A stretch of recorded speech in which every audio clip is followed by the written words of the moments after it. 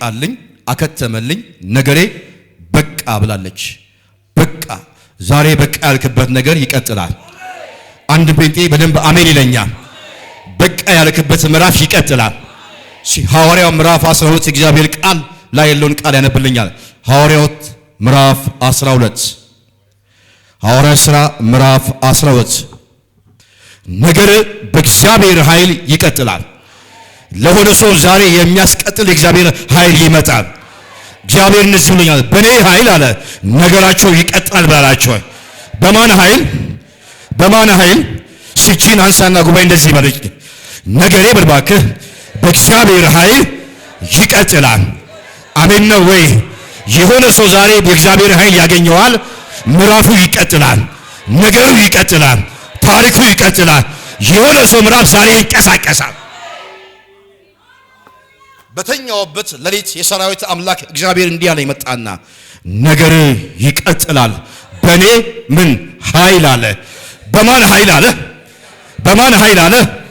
በሆነ ሰው አላልኩም፣ በሆነ አመራር አላልኩም፣ በሆነ ካቢኔ አላልኩም፣ በሆነ ጠቅላይ ሚኒስትር አላልኩም፣ በሆነ አመራር አላልኩም፣ በቤተክርስቲያን መሪዎች አላልኩም። በእግዚአብሔር ኃይል ነገር ይቀጥላል። አንድ ያመነ ጴንጤ በደንብ አሜን ይለኛል። በጌታ በኢየሱስ ያንተ ነገር ይቀጥላል። የሆነ ሰው ዛሬ ይቀጥላል። እግዚአብሔር ይለኛል በጌታ በኢየሱስ ነገር ይቀጥላል። ኢኮኖሚ ይቀጥላል፣ ምዕራፍ ይቀጥላል። የሆነ ሰው ዛሬ በጌታ በኢየሱስ ነገር ይቀጥላል። ከሆነ ቦታ መንቀሳቀስ ይሆናል። አቺካ አዶሳካ አረ አሜን ትለኛለህ። የእግዚአብሔር ሰው ያነባል።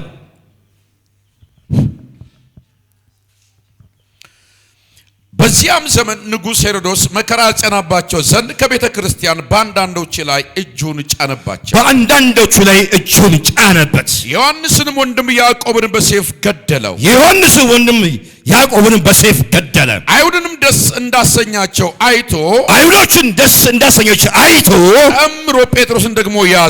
ጨምሮ ጴጥሮስን ደግሞ ያዘ። የቂጣ በዓል ወራት ነበረ። የቂጣ ወራት በዓልም ነበረ። በያዘውም ጊዜ ወደ ወይኔ አገባው። በያዘውም ጊዜ ወደ ቤት አስገባው። ከፋሲካም በኋላ ወደ ሕዝቡ ያወጣው ዘንድ አስቦ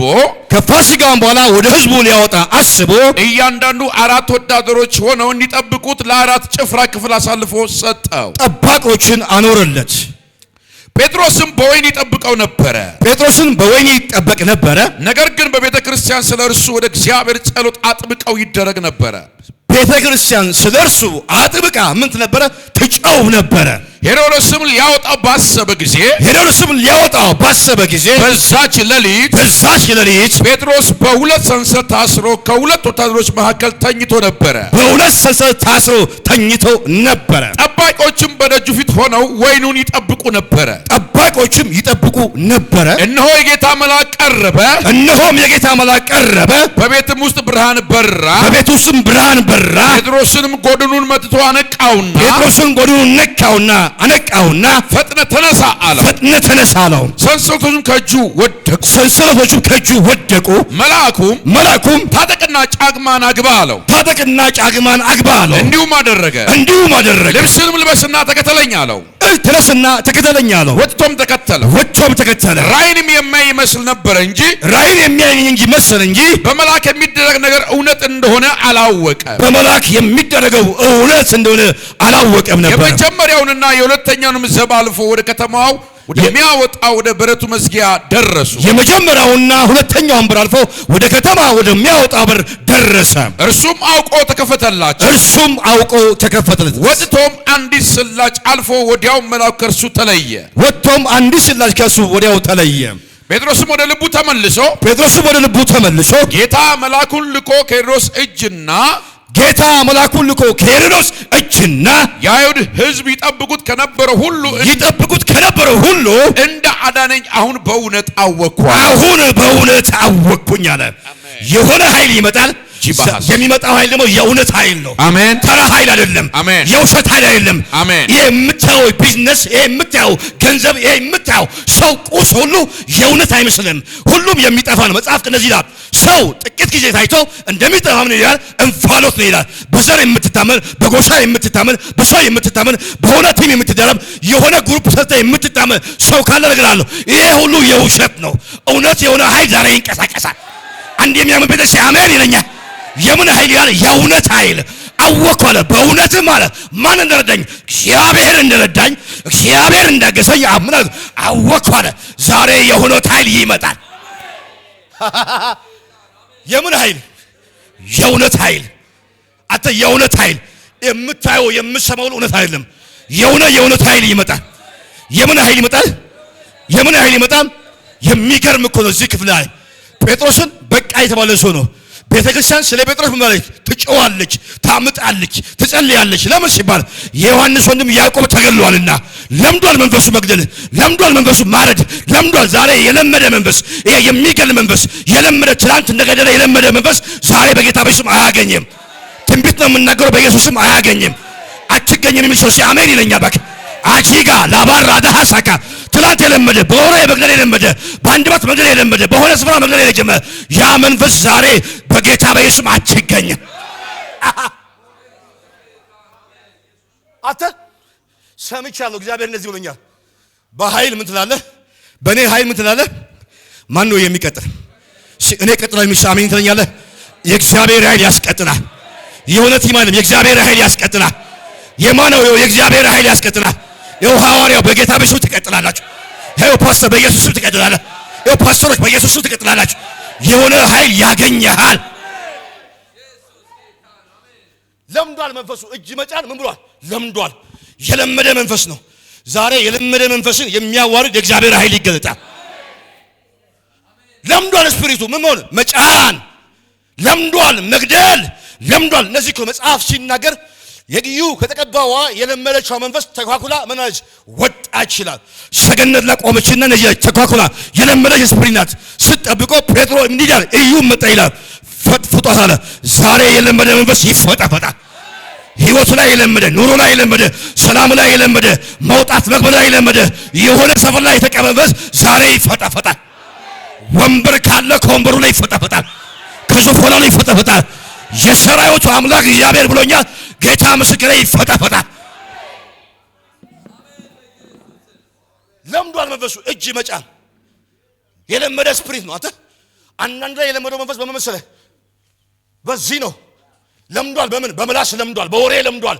ወሬ ይዞ እየወጣ ያለው እግዚአብሔር ይለዋል። ኃይል ይመጣል። በጌታ በኢየሱስ ይመጣል። ከሰላም ላይ፣ ከህይወት ላይ፣ ከቢዝነስ ላይ፣ ከኑሮ ላይ እየወጣ የሚዋጋ ዘንዶ ዛሬ ይመጣል። ከዛ እንደያለ አይሁድን ምን ሊሆን ደስ ሊያሰኛለ። አንተ ምን ሊሆን ደስ ሊያሰኝ ምን ማለት ነው? ይሄ መቃል ሊሽቁ ሊሽካኩ ወየነ ሰው ጠፋ አከተመለት በቃ ወደቀ ብሎ ለመሳቅ ጴጥሮስ ሞተ ብሎ ለመሳቅ የተዘጋጁ ናቸው። እነሱን ለማሳቅ የተዘጋጀ መንፈስ እግዚአብሔር ነገር ቀየረ። መጣተ ጴጥሮስ ተኝቷል። ጠባቂ ያለ በአራት ክፍል አራት ወታደር ነው የሚጠብቀው። ነገ ገድያለሁ የዮሐንስን ወንድም ያዕቆብን ገድያለሁ። አሁን ደግሞ ምን ደስ አሰኛለሁ። ማንንም ነው ደስ የሚያሰኙ? አይሁዶች ደስ ሊያሰኙ የእግዚአብሔርን ሐሳብ የሚገፉ የእግዚአብሔርን ሐሳብ ምን ነው ዞር የሚያደርጉ የማይቀበሉ እነዚህ ሰዎች ደስ ለማሰኘት ታስበው እያለ መጣ። ዛሬ የሆነ ሰው ጠላት ካዘጋጀው አየንዳ እግዚአብሔር ቀደመልን። ጌታ ምስክሬ። ማን ካዘጋጀው ብያለሁ? ጠላት ካዘጋጀው፣ ጨለማ ካዘጋጀው፣ ተው ሰው ካዘጋጀው ክፉ ምክር እግዚአብሔር ይቀድማቸው። አይታል ይሄን ነገር ሰው እንዲህ አለው። ገና ከሩቅ ሳያዩና ዮሴፍን ከሩቅ አዩ ሲመጣ አዩና እንደዚህ አሉት፣ ይሄ ሰው ዮሴፍ ነው አለ። ባለራዩ መጣ። ምን ብለው እንግደለው አሉ። እንግደለው አሉት። እነማን ናቸው ካላችሁ ወንድሞች ናቸው። እንግደለው ወንድሞች ናቸው። ለምደዋል መግደል። እንግደለው አሉ። ለምን? ገዳይ መንፈስ አለባቸው። ከዛስ ወሰዱና ይላሉ ጉርጓዱስ ወረወሩት ይላል። እግዚአብሔር እንዴት እንደምቀደም መጣና ታላቁ ጋግባና እንደዚህ አለ፣ ልጁን ወደ ግብጽ ምን ብለው እንሽጠው አሉ። አየ እግዚአብሔር አስቀየረ። ይኸው ዛሬ የጠላትን አጀንዳ እግዚአብሔር ያስቀይራል። በጌታ በኢየሱስ እግዚአብሔር ያስቀይርላል። ምዕራፋቸውን እግዚአብሔር ያስቀይርላል። ይኸው ጌታ ምስክር እዚህ ጋር እግዚአብሔር የጠላትን አንደበት እግዚአብሔር ያስቀይርላል። ተቀየረ። ከዛ በኋላ ሸጡ ይላል። የእግዚአብሔርን ሰርቶ ከብዙ ዘመን በኋላ ሲቸግራቸው ስልቻ ይዘው መጡ። እግዚአብሔር እንዳለው ሲመጡ አላወቁም። ዮሴፍ በግብጽ ምድር ላይ ምን ነበረ? ገዢ ነበረ።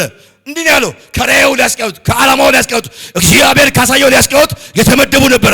ዛሬም እግዚአብሔር ካለ ላይ እግዚአብሔር ካሳየ ላይ እግዚአብሔር ካለ ዓላማ ሊያስቀራ የተመደበብህ ወንድም መሳይ ስፕሪት የሆነ ስፕሪት ዛሬ ይመታል።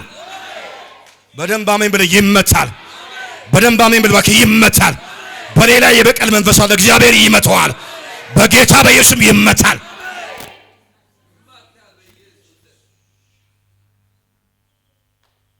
አንተ ሕያው ይሄ እግዚአብሔር ቃል ሰብኮ በኔ ሕይወት ይፈጸማል፣ በቤቴ ይፈጸማል፣ ካመንክ ደግሞ ባንተ ላይ ይፈጸማል። ምክንያቱም ቃሉን ላከ ምን አለ? በቃ የመጣው ቃል የሚሻራ ቃል ነው። የሆነ ጠቅላይ ሚኒስትር የጻፈው ደብዳቤ አይደለም። ካመንክ በጌታ በኢየሱስ ይሄ ቃል ይሻራባል። ለምዷል ፍቱ ምን ሆነ? መጫን ለምዷል ፍቱ ምን ሆነ? መግደል ለምዷል። አስቃለሁ በቃ ነገ ደስ አሰኛል ማለት ጠላት ደስ የሚሰኛል ማለት ነው። ለምሳሌ የእግዚአብሔር ሰው ፓስተር ኃይሌ የሆነ ነገር ቢሆን ደስ የሚሰኝ መንፈስ አለ። ታውቃለህ? የዚህ ዘመን መንፈስ በጣም አስገራሚ መንፈስ ነው። በሆነው ሰው ውድቀት የሚደሰት፣ በሆነው ሰው ጥፋት የሚደሰት፣ ወንድሙ ሲወርቅ የማይመልስ፣ ወንድሙ ሲስት የማይጸልይ ሃሃ ብሎ የሚስቅ ዛሬ የሚስካካ ልክ እንደ ዶሮ ያለ መንፈስ ዛሬ ይመታል። አሜን ትለኛለህ? ባንተ ጉዳይ አይማከሩብህም። እግዚአብሔር መንፈሱን ይመታል። ጌታ ምስክሬ ይሄ ቃል ይሰራል። ተራ አባቴ ቃል አይደለም። እኔም የመጣሁት በቃል የሚያምን ሰው ካለ እነግራለሁ። እኔ የምናገረው ቃል የኔ ቃል አይደለም፣ የእግዚአብሔር ቃል ነው። ካንተ ፍለህ የወጣ ወጥመድ ተሰበረ፣ በጌታ በኢየሱስ ተሰበረ። ወጥመዱ በጌታ በኢየሱስ ተነሳ። ወርዋሪዎቹ ያዩ ወጥመዱ ተነሳ። የሆነ ሰው ዛሬ ይሻገራል። ቃል አለኝ በጌታ በኢየሱስ ዛሬ ይሻገራል። የሆነ ሰው ወደፊት መሻገር ይሆንታል። የሚገርም ነው። ለምዷል። የሚደቀው ደግሞ እነሱ ሲጨርሱ ነገ ሲል የጌታ መልአክ መጠቀሙ መሽመሰለ ነገ ያለው አንተ አገባህም እንጂ ነገ ብዙ ሰዎች ብዙ ጠላት ብዙ ጨለማ ነገ ብለው ወረፋ ይዘዋል። ነገ አገኘዋለሁ፣ ነገ እገላታለሁ፣ ነገ አጠፋታለሁ፣ ነገ የቀጠረ መንፈስ አለ። ነገ ላይ ቀጠረ። ነገ እንዳይሆንልህ አንተ ዛሬ ብቻ አይደለም ነገ ማለት ወደፊት ነው። ነገ የሚሆን ነገር ነው። ለዚህ እኮ ነው ጳውሎስ ሲናገር አሁን እንዳገኘሁት ምንም አልቆጥርም ማለት ፊልጵስዩስ ላይ ወደ ኋላ ያለውን ምን ያልኩኝ እየረሳሁ አለ። ፊት ያለው ምን ማለት ለመያዝ አለ። ሰውየው የኋላ ጉዳይ አሳስበውም የሚያሳስበውን ጉዳይ ነው፣ የፊት ጉዳይ ነው። ነገ ላይ እንዳይሆን ምን አለ ገለዋለሁ። ነገ ላይ የመጣ ነገን ፊት ለፊትን ወደፊትን ያየ የሚዋጋ መንፈስ ዛሬ ይመታል። በጌታ በኢየሱስ ዛሬ ይመታል። አንድ ጴንጤ በደማ አሜን ትለኛለህ? ነገን እኮ አንተ ጉዳዩ ነገን ነው። ነገን ያልጣት ነገ ምን እለዋለሁ? እገለዋለሁ። ነገ ምን እላለሁ? እሰቅለዋለሁ። ነገ ምን እላለሁ? አጠፋዋለሁ ብሎ ቀጠረን የሚለው ዛሬ የተቀጠረልህ ያለ ነገ አካታ ለባሃዲጋ ወይሽካ አቶሮዶሶኮ ነገ ያለ ነገ አጠፋዋለሁ ያለ እየገደለ ያለ ነገር ይነሳል። በኢየሱስ ስም ትነሳለህ። አተ ነገ እኮ የተቀጠረ ነገ ነው። ጉዳዩ ነገ ነው። እናገኘዋለን፣ እንይዘዋለን፣ እንገለዋለን። ቆይ የሚል መንፈስ ነው። ዛሬ ቆይ የሚል መንፈስ እያለ የሆነ ሰው ከወደቀበት ይነሳል። በጌታ በኢየሱስ መነሳት ሆነ። በጌታ በኢየሱስ መነሳት ሆነ። ሰውየው ተኝቷል። ወልቆ በቃ ብለው ልብሱን አውልቆ ጫማውን አውልቆ ምኑን አውልቆ ለሽ ብሎ ባየ ለሽ ባለበት መጣና መልአክ ብርሃን በራ ይላል። አንተ ሰውየው ጨለማ ውስጥ ያለ ዛሬ በጨለማ በለገለ ብርሃን ይበራል። በኢየሱስ ብርሃን በራበት። የማን ብርሃን በራበት? በነገር ላይ የእግዚአብሔር ብርሃን ይበራል። አሜን ትለኛለህ?